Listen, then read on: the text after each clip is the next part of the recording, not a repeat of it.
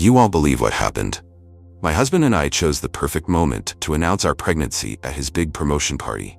It was supposed to be a night full of love, celebration, and joy. But my sister-in-law had other plans. She came up with a shocking scheme to humiliate me in front of our family, friends, and my husband's colleagues. But here's the twist. Her plan didn't just fail. It backfired so spectacularly that it completely changed everything in ways she never saw coming. If you love dramatic family stories with jaw-dropping twists, you're in for a treat. Don't forget to like, subscribe, and turn on notifications so you never miss a story. Now let's dive into this unbelievable drama. My name's Emily, and my husband James and I had been married for 3 incredible years when this chaos erupted. Life was honestly perfect, or as close to perfect as it gets. James had just landed a massive promotion at his tech firm, a senior manager gig he'd been chasing for ages. It came with a shiny new office, a hefty pay bump, and a whole lot of pride. He'd worked late nights and weekends to earn it, and I couldn't have been prouder. Meanwhile, I'd gotten the best news of my life. I was pregnant with our first child.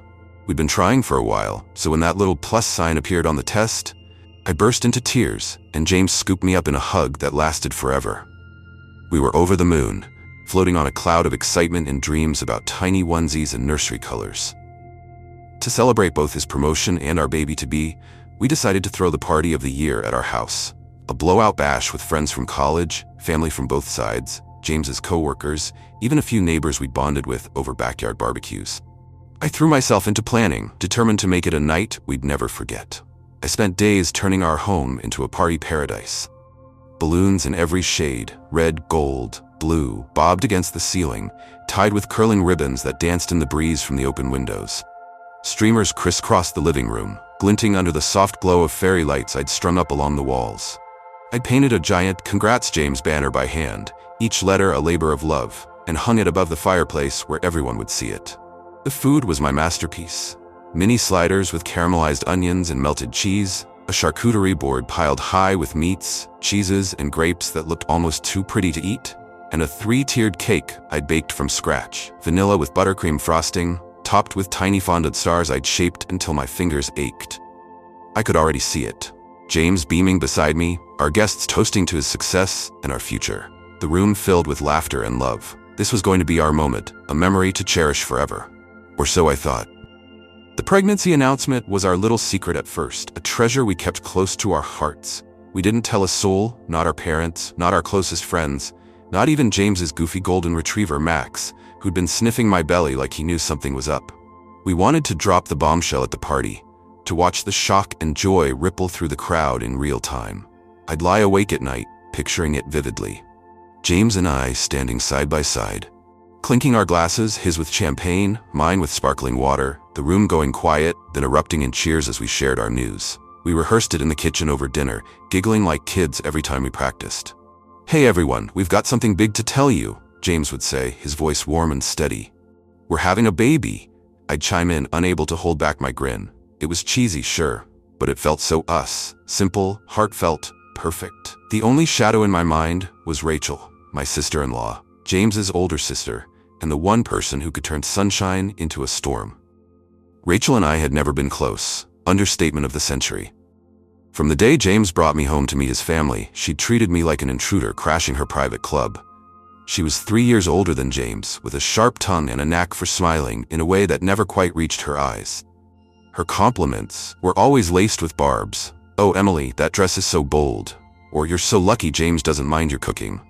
She'd toss them out casually, like little grenades, and watch them explode while pretending she meant nothing by it.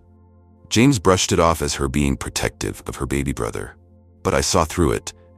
There was a bitterness there, a jealousy that simmered beneath her polished surface. She'd only married Mark a few years ago, a quiet, decent guy who seemed perpetually embarrassed by her antics, and I'd hoped that would soften her edges. It didn't. Still, I told myself I was overreacting.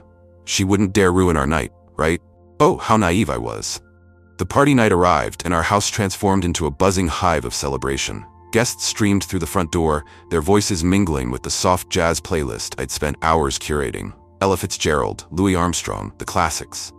The living room glowed with warmth, fairy lights casting a golden sheen over the polished hardwood floors. The kitchen overflowed with food, the air thick with the scent of fresh bread, roasted garlic, and sweet vanilla from the cake. James worked the crowd like a pro, laughing with his coworkers about office gossip, swapping college stories with old buddies, and charming my mom with his easy grin. I floated around as hostess, refilling wine glasses, pointing people to the snack table, and basking in the compliments. "Emily, this place looks like a magazine spread," my best friend Sarah gushed, snapping photos for her Instagram with her phone held high. "You've outdone yourself." James's boss, a gruff guy named Tom, nodded approvingly at the banner. "Nice touch, kid," he told me, clapping James on the back. I beamed, feeling like I was walking on air.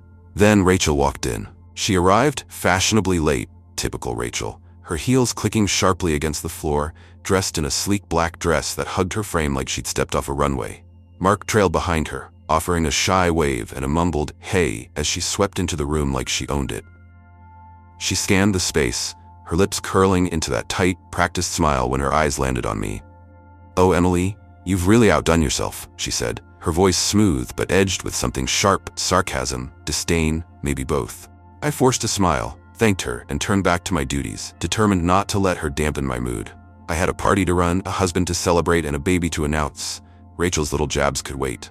The party hummed along beautifully for hours, people laughing, glasses clinking, the energy warm and electric. Around 9 p.m., with the night in full swing, James and I decided it was time for the big moment. We grabbed our glasses, his champagne flute shimmering under the lights, my sparkling water bubbling in a crystal tumbler, and clinked them with a spoon.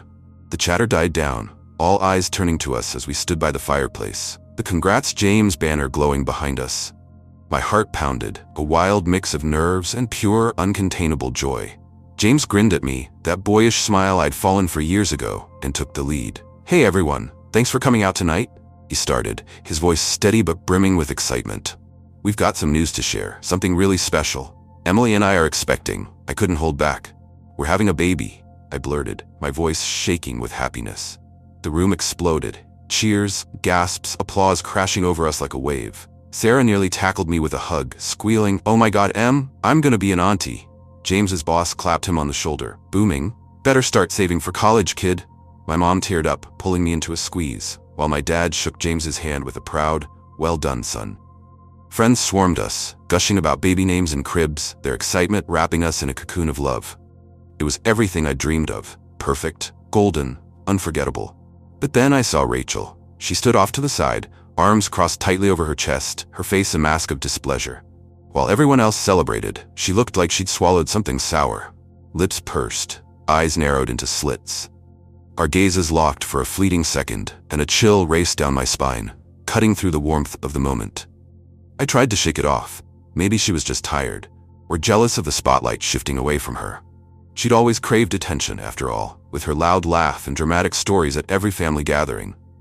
But that look lingered in my mind, a quiet warning I couldn't ignore. Little did I know, Rachel wasn't just sulking in the corner, she was plotting a takedown. About an hour later, the party was still buzzing, people mingling, the music picking up with a livelier beat, the vibe pure happiness. That's when Rachel made her move. She stepped into the center of the room, her voice slicing through the noise like a knife. "Everyone, can I have your attention for a minute?" she called, her tone bright but laced with something darker, an edge I couldn't place. "I've got a special surprise for James, a tribute to his promotion. I worked really hard on this, so I hope you all enjoy it." James, ever the trusting brother, lit up like a kid on Christmas. "Sure sis, let's see it," he said, waving her on with a grin. I felt a knot tighten in my stomach, a flicker of dread creeping up my spine, but I didn't say anything. What could I do? Accuse her of something in front of 50 people? Rachel pulled out a sleek black USB drive, plugged it into the laptop hooked up to our big flat-screen TV, and hit play. The room hushed as the screen flickered to life, all eyes drawn to the glowing display. What came up wasn't a tribute. It was a nightmare, a cruel, meticulously crafted slideshow designed to rip me apart. The first image flashed across the screen, an old photo from my college days, one I'd posted on Facebook ages ago when I was young and carefree, laughing with friends at a dorm party. But Rachel had twisted it into something grotesque. My face was photoshopped onto a clown's body, complete with a red nose and floppy shoes. The caption, "Emily the Jester," scrawled in bold red letters. Nervous giggles rippled through the crowd, then gasps as the next slide appeared. It was me at a bar from years back, holding a drink and smiling, but she'd added text in jagged white font. "Gold digger who snagged James, poor guy never saw it coming." The The whispers grew louder, heads turning my way. The slides kept coming, each one worse than the last. Photos of me from random moments in my past, warped and captioned with lies. Then came the knockout punch, a fake text conversation, supposedly between me and some guy named Mike. The messages were crude, devastating, and completely fabricated. "Hey babe, James doesn't suspect a thing," one read. "Can't wait to see you again. Last night was wild," said another. The room went dead silent, the air thick with shock and judgment. My face burned, my hands trembled. I felt like the floor had dropped out from under me, leaving me exposed and sinking. James reacted first, his voice cutting through the stillness like thunder. "Rachel? What the hell is this?" he roared, stepping toward her with fury in his eyes. She smirked, cool and unbothered, leaning against the table like she'd rehearsed this moment. "Oh, come on, James. Don't you want to know the real Emily?" she said, her voice dripping with venom, each word a dagger aimed at my heart. That's when it hit me. This wasn't a prank gone wrong. This was a deliberate, calculated attack, a plan she'd cooked up to humiliate me in front of everyone we loved. She'd timed it perfectly, waiting until the pregnancy announcement to twist the knife deeper, to paint me as a cheating, unworthy fraud right when I was at my happiest. She wanted to ruin my reputation, my marriage, my future, all because of some twisted jealousy I'd never fully grasped. But she'd underestimated us, and that was her first mistake. I found my voice, shaky but rising with every word. "Rachel, those texts are fake, and you know it," I said, stepping forward into the center of the room, my hands clenched at my sides. "What's wrong with you? Why would you do this to us?" She laughed, a cold, bitter sound that echoed off the walls, sending shivers down my spine. "Prove it," she shot back, crossing her arms like she'd already won the war. The guests shifted uncomfortably, some whispering to each other, others staring at me with pity or doubt. Sarah stepped up beside me, her face flushed with anger. "This is disgusting, Rachel," she snapped, but Rachel ignored her, her eyes locked on me, daring me to crumble. Then Mark, her husband, broke his silence. He'd been hovering on the edges all night, quiet and unassuming as always, but now he looked furious, his jaw tight. "Rachel, stop it," he said, his voice low but sharp enough to cut through the tension. "This is insane. You've gone too far." She whirled on him, her composure cracking. "Stay out of it, Mark," she hissed, her eyes flashing with rage. But he didn't back down. He turned to us, his face pale with a mix of anger and shame. "She's been obsessed with this for weeks," he said, his voice trembling slightly. "Digging up old photos, faking texts, ranting about Emily non-stop. I told her to drop it, begged her even, but she wouldn't listen. I didn't think she'd actually go through with it, not like this." The party turned into a battlefield, the joyous atmosphere shattered beyond repair. Voices rose, some guests defending me, shouting at Rachel to explain herself, others too stunned to pick a side, their mouths agape. My mom grabbed my hand, whispering, "You don't deserve this, honey," while my dad glared at Rachel like he wanted to drag her out himself. James's coworkers huddled in a corner, murmuring about how unprofessional this was, their discomfort palpable. Rachel doubled down, her composure splintering as she yelled over the chaos. "She doesn't deserve you, James," she shouted, her voice rising to a shriek. "She doesn't deserve that baby. She's a liar, a fake, and you're too blind to see it." She was unraveling, her jealousy laid bare for everyone to witness, a raw, ugly thing that had festered too long. Then she crossed a line she couldn't uncross. In a fit of blind rage, she snatched a glass of red wine from the table beside her and hurled it at me with all her strength. I ducked just in time, the glass sailing past my head and shattering against the wall behind me with a deafening crash, shards exploding across the floor. One jagged piece struck Lisa, a co-worker of James's who'd been standing nearby, slicing her arm. Lisa screamed, clutching the wound as blood trickled down her sleeve, staining her pale blue blouse a deep, angry red. Panic erupted like a wildfire. "Call the police," Sarah yelled, rushing to Lisa's side with a napkin, pressing it against the cut as Lisa winced in pain. James was already on his phone, dialing 911, his face a mask of fury and disbelief as he barked our address into the receiver. My mom pulled me back, her arms trembling around me, while my dad shouted, "What the hell is wrong with you, Rachel?" Rachel tried to spin it, her sobs turning hysterical as she flailed her arms. "She provoked me. This is her fault. She's ruining everything," she cried, pointing at me like a cornered animal desperate to escape. But too many people had seen the truth, her unhinged outburst, the glass flying through the air, Lisa bleeding on the floor. The cops arrived within minutes, their flashing lights painting the walls blue and red through the windows, a stark contrast to the party lights that had glowed so warmly before. 2 officers stepped inside, their radios crackling, and took in the scene. Broken glass, a sobbing Rachel, Lisa holding her arm with a blood-soaked napkin, and 50 witnesses staring in stunned silence. Lisa, still shaken, told them everything, her voice trembling but resolute.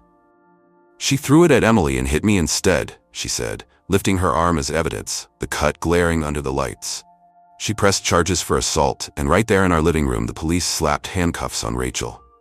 Her eyes widened in disbelief, her sobs turning to shrieks as they let her out. "You can't do this! I'm family, James, tell them!" she wailed, but James just shook his head, his jaw tight, and the door shut behind her with a final thud. Mark stayed behind as the crowd thinned out, the party dissolving into awkward goodbyes and hushed apologies. Later, over a quiet cup of coffee at our kitchen table, Max curled up at our feet, sensing the tension. He spilled the whole sordid story. Rachel had been spiraling for months, consumed by jealousy over my bond with James, bitter about his success, and utterly undone by the pregnancy announcement. She'd spent weeks plotting this humiliation, scouring my social media for old photos, crafting those fake texts in a frenzy of resentment that kept her up at night. Mark had watched it unfold, helpless. He begged her to stop, warned her it would blow up in her face, even threatened to leave if she didn't let it go. But she dismissed him, laughing off his pleas, convinced she'd expose me as a fraud and come out the hero. That night was her breaking point, and his. A week later, he filed for divorce, done with her chaos for good, packing his bags and walking away from a marriage that had been crumbling long before the glass hit the wall. Rachel spent a night in jail. Her perfect facade shattered beyond repair. She got slapped with a fine and a stack of community service hours for assaulting Lisa, a small price for the havoc she'd wreaked. Her marriage was over, her reputation trashed, family dinners would never be the same, and honestly, I didn't care. She tried to destroy me, to steal my happiness out of spite, and it had cost her everything instead.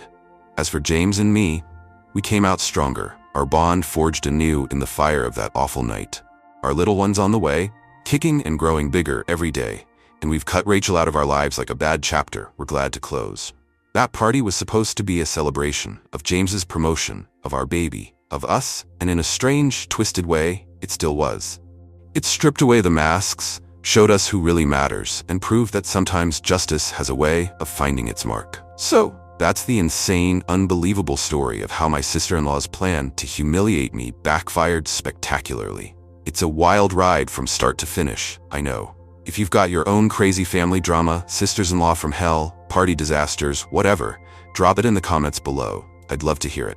Thanks for watching, and if you enjoyed this, give it a thumbs up, hit that subscribe button, and I'll catch you in the next video. Bye.